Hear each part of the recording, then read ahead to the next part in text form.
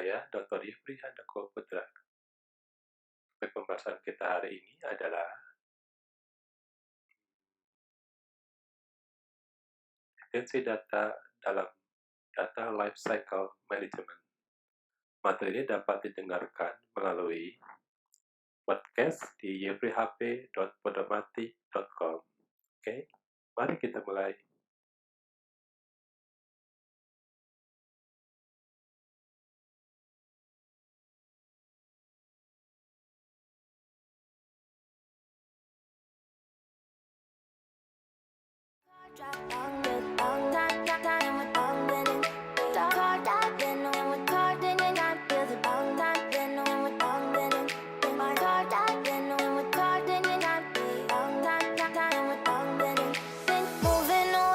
Sea for a getaway, car top down, and we're driving just to feel young. Moving away to the sea, moving away, can't you see?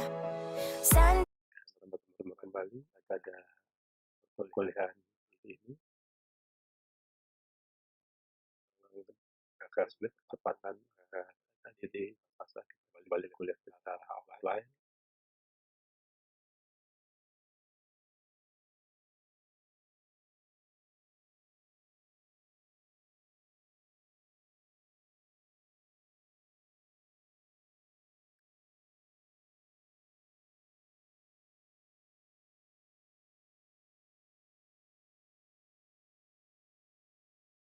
Pada kesempatan ini kita akan membahas mengenai retensi data dalam manajemen siklus hidup data lifecycle management.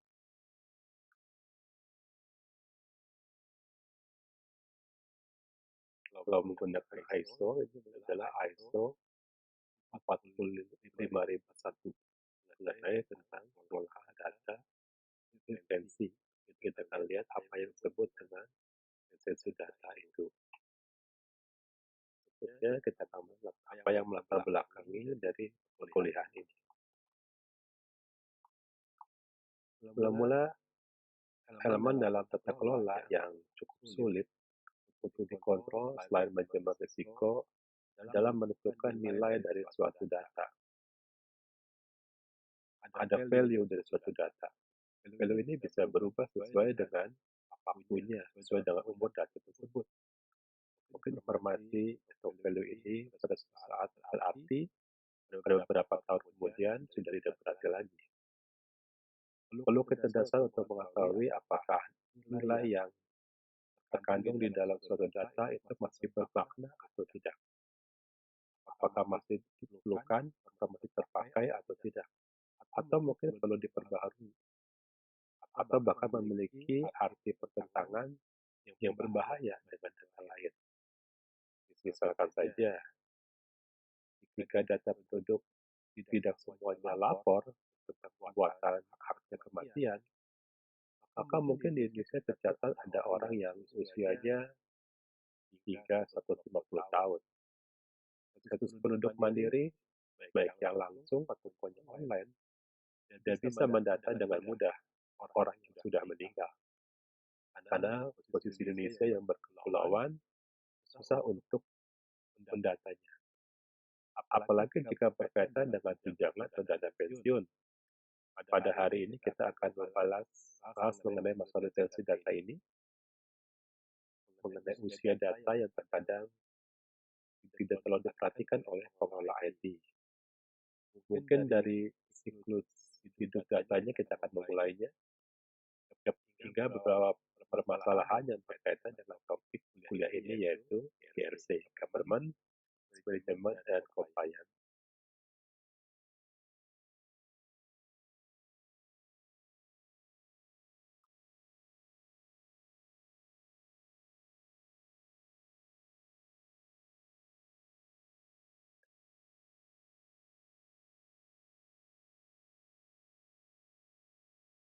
Berikut ini adalah penelitian dari 9 peneliti dari 9 literatur mengenai kebijakan retensi data.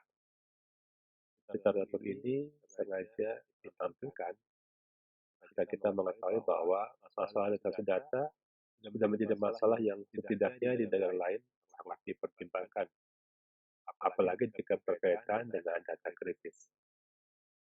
Dari tabel penelitian ini dapat dilihat bahwa kriteria kebijakan detensi yang selalu diangkat umumnya adalah mengenai, ini ada 9, kalau kita perhatikan, mengenai metode kebijakan detensi harus berupa fungsi dengan sedikit namun tangan manusia.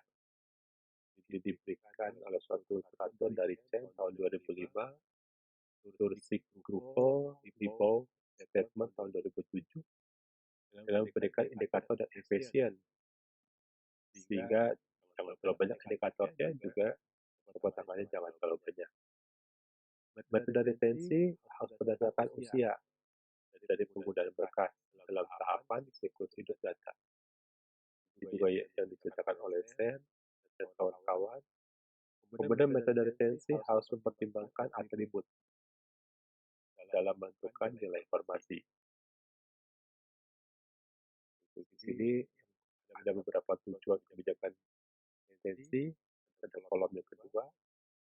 Kolom ketiga berisi mengenai beberapa atribut penting untuk menentukan detensi.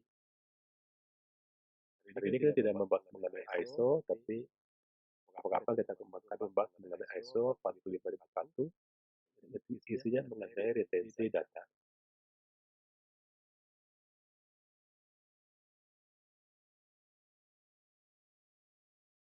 Jika ditanya berapa umur data yang masih memiliki nilai berarti, maka agak susah menjawabnya.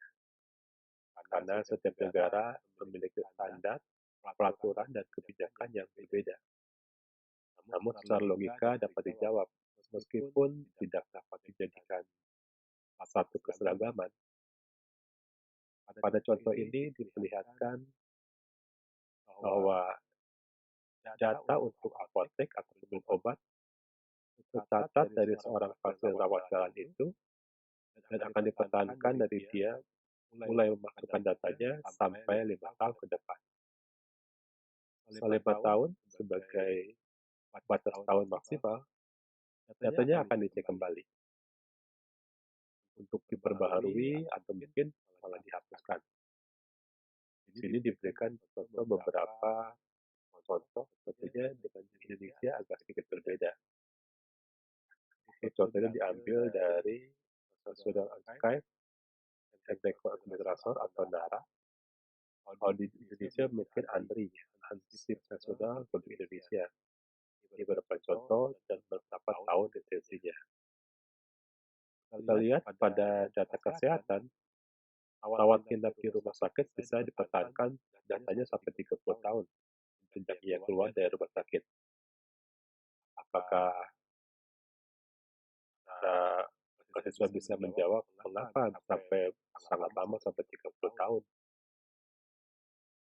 Tentunya alasannya banyak, seperti menelusuri sejarah kesehatan seseorang, mungkin karena alasan asuransi, mungkin juga kasus yang tidak diinginkan, misalkan ada kasus malpraktek, atau hanya khusus untuk layanan.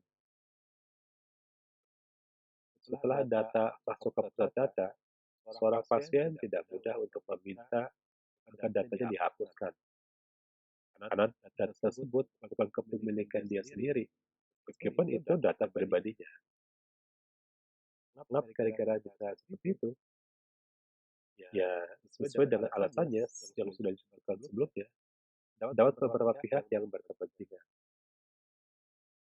Pernah dengar kalau di Amerika seorang bisa menelusuri siapakah nenek moyangnya. Itu karena retensi data kependudukan di Amerika bisa lebih dari 50 tahun yang tersimpan di dalam berkas data nasionalnya. Data seperti ini tergolong long-term archive. Long-term archive merupakan kebalikan dari retensi. Penyimpanan yang sangat panjang jangka waktunya. Namun di Indonesia belum ada data yang menguatkan retensi dari data. Masalah yang muncul dari retensi data adalah data terus bertambah di tempat penyimpanan, bertumpuk-tumpuk terus-menerus, tetapi proses penghapusan itu sangat sedikit. diperlukan suatu kebijakan yang harus berani diambil oleh pihak yang berwenang untuk menghapus data. Di Inggris, kalau kita beli barang dan selama 30 hari barang tersebut tidak cocok dan masih dalam kondisi baik, barang tersebut bisa dikembalikan dengan uang tanpa pengurangan. Dan itu pernah saya alami saat menukar parfum yang tidak cocok. Dan tentunya tidak menunggu sampai 30 hari untuk mengembalikannya.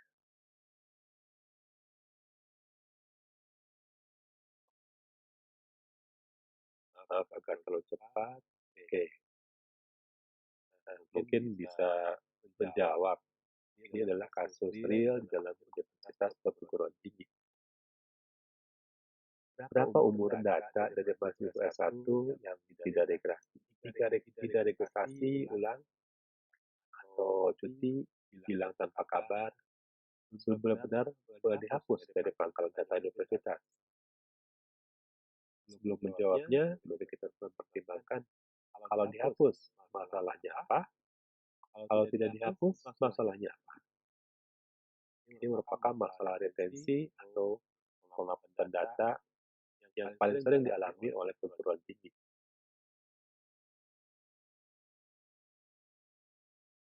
Ya, ini kita menjawab dulu kalau tidak dihapus. Kalau tidak dihapus, nanti student body-nya akan terlalu besar, sehingga rasio dosen dan mahasiswa menjadi salah.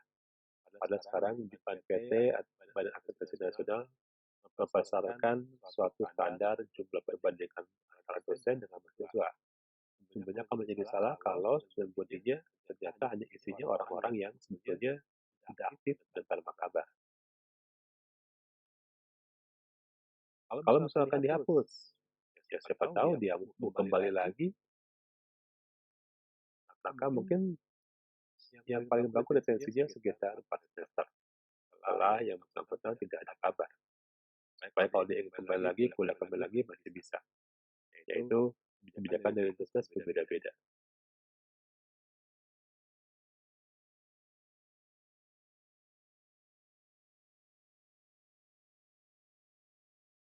Istilah data lifecycle management atau DLM, information lifecycle management atau ILM, dan total lifecycle management atau TLM, ini dalam penggunaannya sering dianggap sama.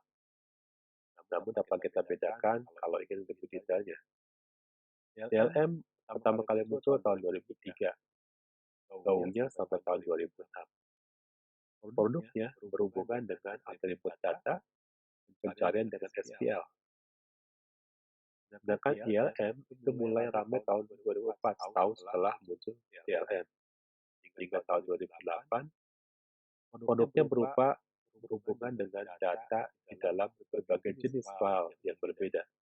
Jadi mencari data atau kata-kata atau keyword di dalam file-file yang tidak sama. Maka dalam file-file yang tidak punya record. Dalam file PDF, dalam file Word, itu adalah ILM, Information Lifecycle Management. Dengan TLM, Total Lifecycle Management, itu mulai muncul tahun 2007. Produknya berhubungan dengan data di dalam server dan lokasi yang berbeda. TLM muncul setelah penggunaan teknik pencarian dari mesin pencari mulai diandalkan. Ada yang namanya sistem Hadoop. Hadoop itu merupakan salah satu kecerdasan dari TLM yang bisa digunakan untuk mencari data di beberapa server yang tersebar. Mempergunakan teknologi data mining dengan klasterisasinya.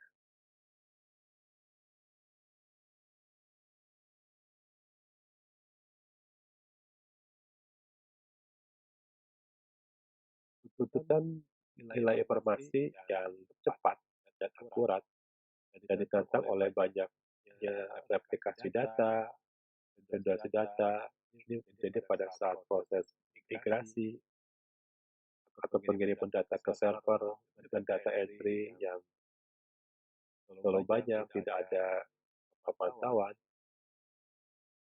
Beberapa data yang mungkin yang faktanya jadi bertentangan karena adanya redundansi, membuat nilai informasi menjadi suatu kajian tersendiri. Semakin banyak informasi, maka belum tentu membuat nilai informasinya menjadi baik.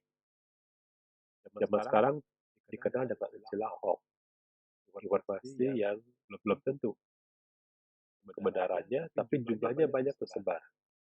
Jadi, semakin banyak informasi, belum tentu itu informasinya tepat. Informasi yang penting dengan nilai yang super penting tentunya adalah aset bagi perusahaan dan sangat dilindungi. Namun kebalikannya, data yang tidak jelas kepentingannya tidak mudah juga untuk dihapus dari media penyimpanan. Perlu dianalisis integritasnya, makna nilai yang terkandungnya, dan cara untuk menemukannya.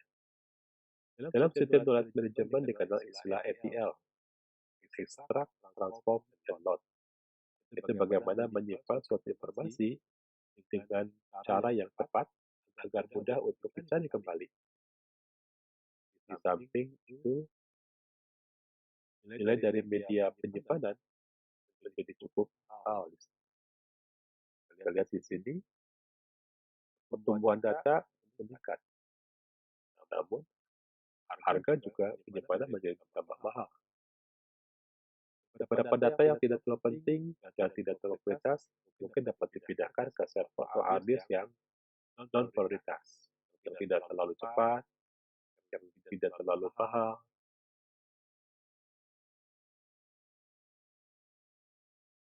Apakah data email, WhatsApp, musik, berhak cipta, itu merupakan data penting? Tapi kita sudah menghapuskan. Bahkan server bisa saja isinya hanya berupa file MP3 yang tidak memberi hak cipta, atau bahkan gambar-gambar atau film-film pornografi. Itu merupakan sesuatu data yang jarang dihapus, padahal menyita sekali tempat dari penyimpanan.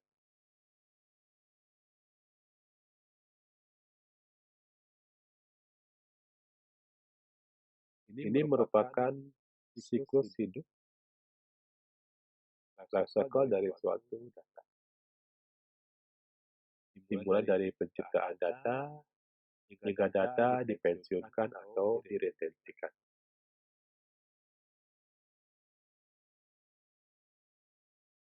Siklus ini menggambarkan bahwa pihak manajer IT harus selalu mau untuk memperbaharui data secara periodik pada saat operasional, migrasi, maupun pada saat data entry. Semua proses umumnya membutuhkan kecepatan. Backup-nya ingin yang cepat, retrieval atau pengambilan data juga ingin cepat, dan kalau bisa bersifat granular, maksudnya langsung ke data yang dicari, tepat pada sasaran. Archive atau penyimpanan, disposal atau retention, yaitu proses untuk penghapusan. Namun kecepatan juga dibatasi oleh kebijakan dan verifikasi. Jangan sampai pada saat migrasi data, server penuh dengan data duplikasi yang bermakna tunggal tanpa adanya pengecekan terlebih dahulu. Jadi intinya, server penuh dengan data-data yang redundant. Banyak kawannya, banyak replikasinya, padahal maknanya tunggal. Atau ada data yang diubah tanpa memperhatikan hubungan relasi dengan tabel lain, sehingga integritas dari bas data berkurang. Contoh, misalkan, untuk perusahaan membuat sepatu dengan 4 jenis warna. Karena alasan tertentu, warna keempat yaitu hijau jarang laku. Ya mungkin jarang ada yang waktu itu yang suka warna hijau. Dan pembelian ya mungkin pernah ada, tapi jarang sekali. Maka DBA dan Advanced Administrator memutuskan untuk menghapus nilai hijau dari atribut warna. Apa yang terjadi? Pelaporan mundur ke belakang tidak bisa lagi mendeteksi apakah perusahaan pernah menjual sepatu berwarna hijau, karena langsung dihapus nilai warna hijaunya dari atribut warna. Sehingga tidak aneh jika data supplier menjadi data statistik di suatu perusahaan sudah proses procurement. Itu banyak sekali supplier yang tidak pernah mendapat pesanan warna hijau. Ya, itu masalahnya. Ini ada masalah dari data terstruktur yang tercatat.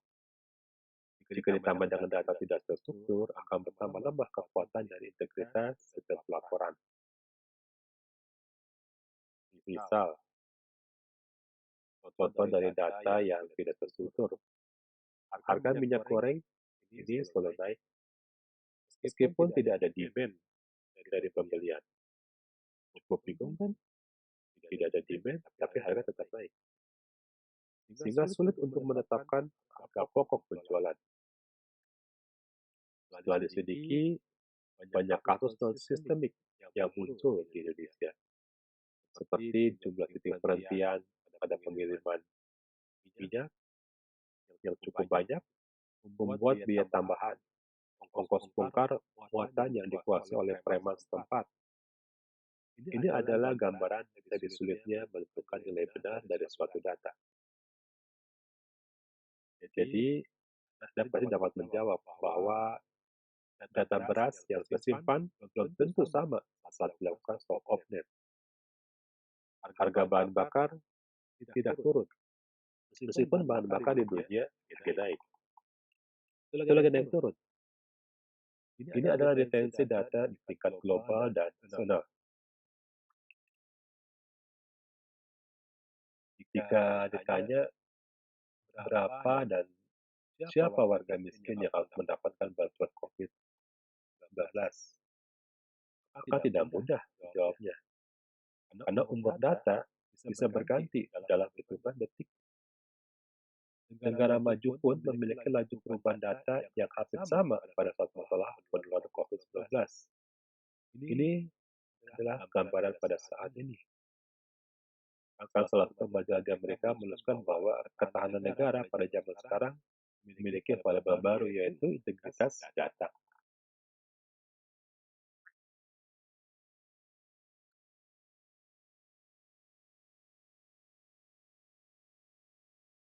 Data itu kebalikan dari menabung. Jadi kalau data terus masuk ke dalam penyimpanan, tapi jarang dihapus, jarang berkurang. Kalau tabungan mungkin masuk dan besoknya sudah berkurang. Jadi kalau data itu jarang dihapus. Di sini diperkirakan per tahun 2025 data di dunia menurut grup dari Amazon, N2WS, No Doubt No Worry System, namanya 2WS, itu bisa mencapai 175 zeta. Jika 1 tera data sebesar satu hadis PC, mungkin kira-kira kalau dikumpulkan itu sudah seluas ya pulau provinsi Bandung, provinsi Jawa Barat, salah Jawa Barat. Karena terus bertambah, maka ada persyaratan dari suatu data. Ini adalah persyaratannya. Pertama, persyaratan dari penyimpan data yang berbeda-beda. Karena tipe data itu bervariasi. Memisahkan data berdasarkan dari kepentingannya, berdasarkan dari jenisnya. Ada server buat email, ada server buat data finansial. Dipisahkan. Memiliki periode retensi yang berbeda-beda, tidak dapat dipukul rata. Opsi pemulihan yang juga berbeda. Ketika terjadi suatu bencana, maka pemulihannya berbeda. Memiliki fungsi backup juga yang berbeda-beda. Ada yang backup terlalu cepat, ada mungkin yang agak lama, ada yang tahunan, ada yang mungkinnya mingguan. Persyaratan RTO, Recovery Time Objective, dan persyaratan RPO, Recovery Point Objective. Orang RTO berhubungan dengan prioritas dari waktu, dan RPO berhubungan dari prioritas dari sifat data tersebut. Recovery Point Objective. kepatuhan yang berbeda juga. Kepatuhan di sini berarti standar, regulasi, dan kebijakan. Layanan dan tool yang berbeda juga.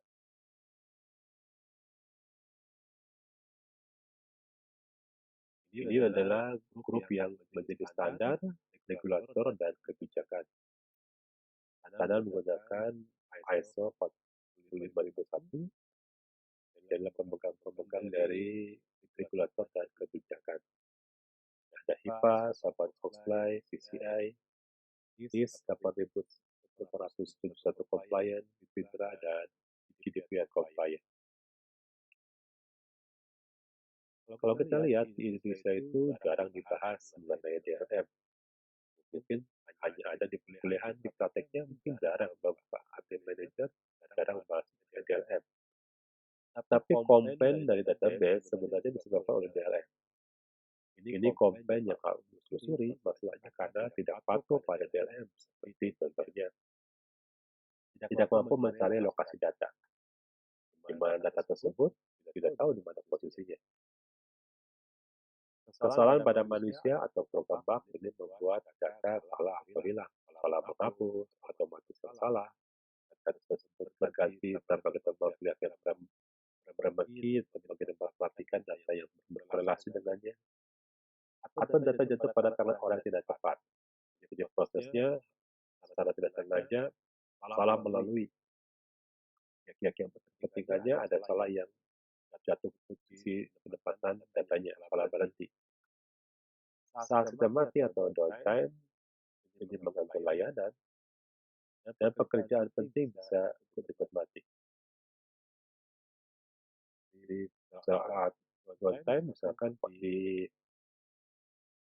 bursa efek, jika tiba-tiba mati, itu waktu untuk deteksinya sangat kecil. Waktu perbaikan datanya sangat cepat. Waktu yang sangat singkat, itu bisa mengganggu data dari saham. Jadi, sangat penting jangan sampai mati sistemnya. Tidak patuh dalam berikutnya adalah berdampak pada kerugian finansial. Misalkan kita punya harga pokok, harga pokok tersebut tidak pernah kita ganti, tidak pernah kita perbarui. Kita lupa bahwa pesaing yang lain tuh harga pokoknya sudah naik, sehingga kita keuntungannya menjadi kecil. Kebocoran pada data ini bisa terjadi karena beberapa data yang sudah tidak pernah dipakai padahal penting, ternyata data tersebut hilang karena kita lupa menerapkan bahwa dia adalah suatu aset. Pelanggaran kepatuhan bisa muncul dan menyebabkan denda. Itu adalah beberapa konsekuensi kalau kita tidak patuh pada DLM.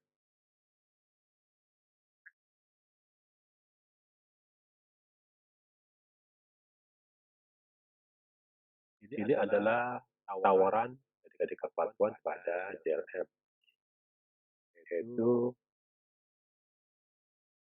pertama, manajemen data yang modern, memiliki proteksi, penyimpanan yang cepat, bisa merecover data dengan cepat, bisa mengatur otomatis juga mengenai intensi, mengenai data relokasi, pencarian dengan mudah, membuat audit juga mudah, dengan otomatisasi bisa tahu logbooknya, siapa yang mengganti data, siapa yang menghapus data, juga transparan. Jadi sifat data terlihat, belangnya data terlihat, dengan adanya transparansi, jadi aset data yang seragam. Tidak ada aset data yang posisinya berbeda atau jalurnya berbeda. Kemudian manajemennya umum. Dalam proses transparansi ini akan lebih terlihat.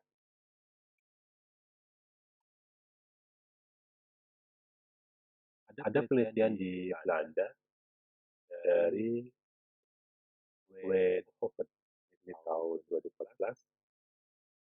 Jadi kalau dikutip ini berarti pembimbingnya adalah Wim Dietz. Dan pembimbingnya dari Universitas Twente. Pada gambar ini dikatakan bahwa ada apa saja indikator dari tensi data, kemudian nilai yang dijadikan ukuran untuk mempertahankan suatu data itu dihapus apa. Indikator detensi diberikan ada 5, yaitu frekuensi akses. Ketika datanya sering diakses, itu data itu penting. Jangan cepat-cepat dihapus. Usia data, mungkin belum tentu usia datanya yang cukup lama, itu berarti harus dihapus. Tapi kita juga melihatkan komponen yang pertama, yaitu frekuensi akses. Terakhir dimodifikasi. Jika data yang dimodifikasi, berarti retensinya masih jauh, karena dia baru dimodifikasi. Tipe data. Tipe data yang sering diakses mungkin yang bersifat value nilai. Tapi tipe-tipe data yang bersifat memo mungkin itu jarang. Itu bisa digantikan atau diduga dia harus digantikan. Karena sifatnya memo atau informasi. Level pengguna. Siapa yang menggunakan data tersebut? Mungkin data tersebut sudah berusia lama, tapi data tersebut yang menggunakan adalah dewan direksi, komisaris, bahkan tetap harus dipertahankan. Apapun, usianya sudah lama tidak pernah diganti.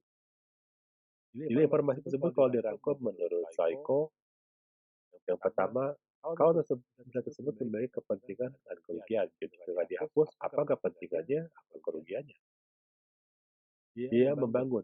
Berapa besar biaya membangun data? Berapa besar biaya membangun informasi? Mengumpulkan data, mensurvei, itu biaya cukup besar. Tidak mungkin dihapus, karena mengingat data survei tersebut mungkin mengeluarkan uang yang cukup banyak. Kalau membangun hardware, membangun server cukup besar. Hanya khusus membuat data tersebut. Sedangkan data penduduk itu tidak bisa kita hapus dalam waktu 20 tahun. Maka harus dipersiapkan data infrastruktur yang cukup kuat selama 50 tahun. Dan biaya mungkin yang lebih tinggi agar penyiapan lebih lama. Nilai pasar. Informasi sudah berubah di dalam perhitungan pasar saham, pasar modal, dalam pasar sembako. Maka nilai tersebut harus kita lihat kalau dia mempengaruhi nilai pasar, maka tidak sembarangan data dihapus. Legislatif atau kepatuhan. Beberapa data yang sudah cukup lama mungkin tidak akan pernah dihapus jika berhubungan dengan pajak. Tidak boleh kita sembarangan mengganti-ganti nilai pajak kita, walaupun sudah beberapa puluh tahun. Yang terakhir adalah waktu. Di setiap data tentunya ada usia waktunya. Kita bisa menduga sudah 10 tahun, mungkin dengan data yang berhubungan dengan status pernikahan dicek kembali. Jadi ada beberapa logika yang berhubungan dengan waktu.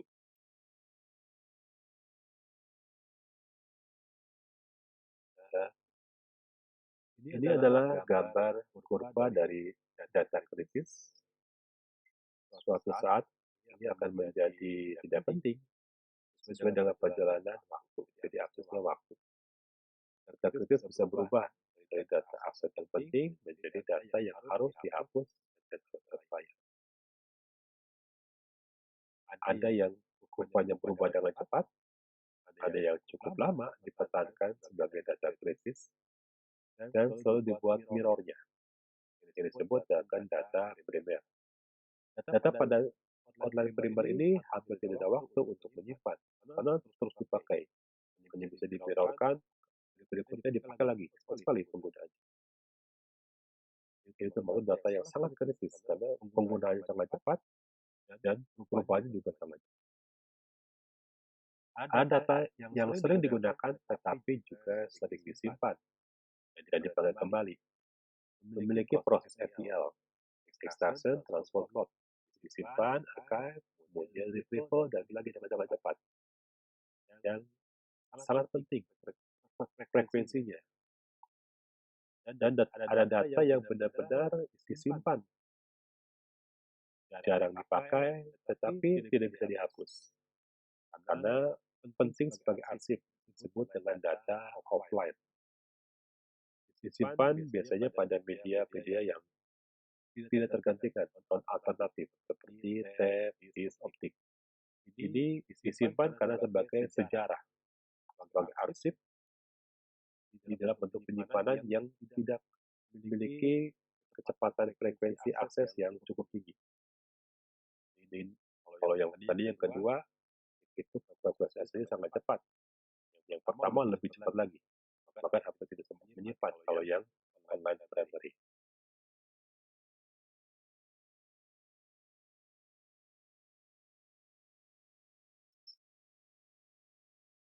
Setelah diaudit, hampir sebagian tempat penyimpanan di server data itu hanya berisi 20% yang aktif dan baru.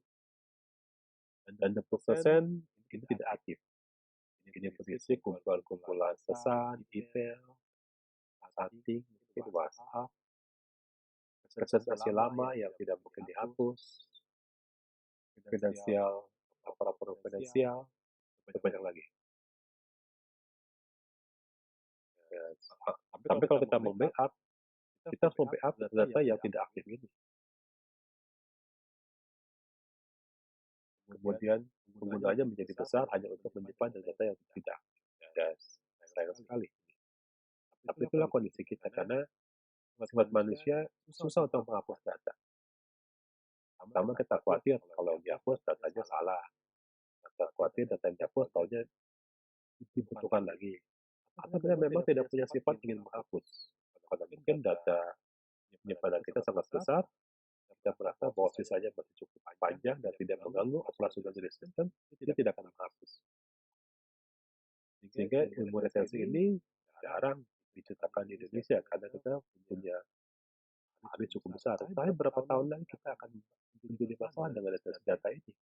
Karena beberapa data itu akan membuat proses backup menjadi lambat. Data yang tidak penting tidak perlu di backup. Cukup kita simpan menjadi data yang offline.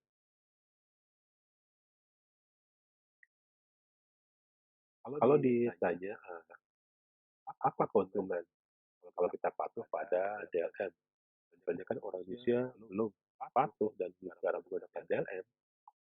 Lalu kalau kita melaksanakan apa yang dijanjikan, pertama dari materi ini ada dua yang akan kita bahas, yaitu pertama cepat balik modal. Tidak ada total cost ownership untuk pembelian dan di alat simpan baru. Itu lebih efektif. Kita tahu mana data simpan, mana harus diupdate, mana data yang harus disimpan selamanya.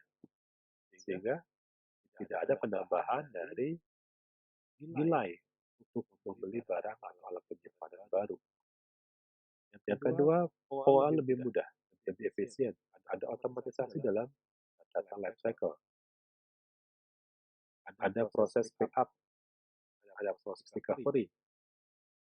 Kemudian sistem tidak harus kehabisan penyimpanan. Karena efisiensi sekali.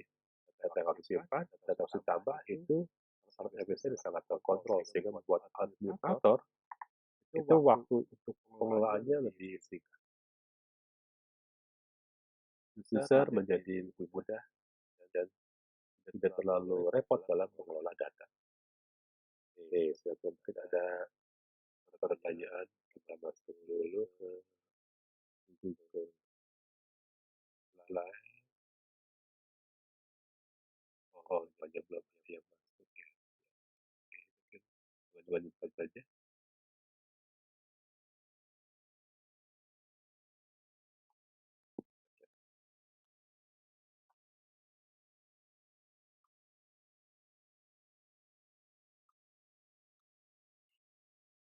Oke, banyak saja. Kembali. Ini bentuk optimal dari sistem penyimpanan dengan DRM. Kalau kita lihat pada gambar ini adalah server backup yang tidak terkelola. Itu isinya penuh semua data bercampur. Dia tahu mana data yang sering digunakan, data yang tidak perlu, yang jarang digunakan, data yang online, inline atau offline. Dia tahu semuanya di backup tanpa memerlukan ketiga sifat tersebut. Sehingga proses backup yang harusnya cepat menjadi lambat. Backup yang harusnya sedikit jadi besar data yang di backup. Tapi kalau kita menggunakan data lifecycle management, kita bisa memisah-misahkan mana tipe data yang sifatnya online, ini membutuhkan server backup, Pada sifatnya nearline itu bisa kita gunakan backup dalam bentuk penyimpanan di disk. Atau sifatnya offline, yang sudah kita simpan dalam media non alternatif seperti HD, CD kita bisa simpan. Itu adalah kalau kita sudah mempergunakan PLM, maka akan terjadi optimisasi pada backup dan proses pengembalian atau restore itu akan menjadi lebih efisien. Oke, sekian mungkin pertemuan hari ini. Jika ada pertanyaan, silakan tuliskan dalam kolom komentar. Terima kasih atas perhatiannya. Demikian pembahasan untuk hari ini. Terima kasih atas perhatiannya. Sampai jumpa pada pembahasan berikutnya. Bye.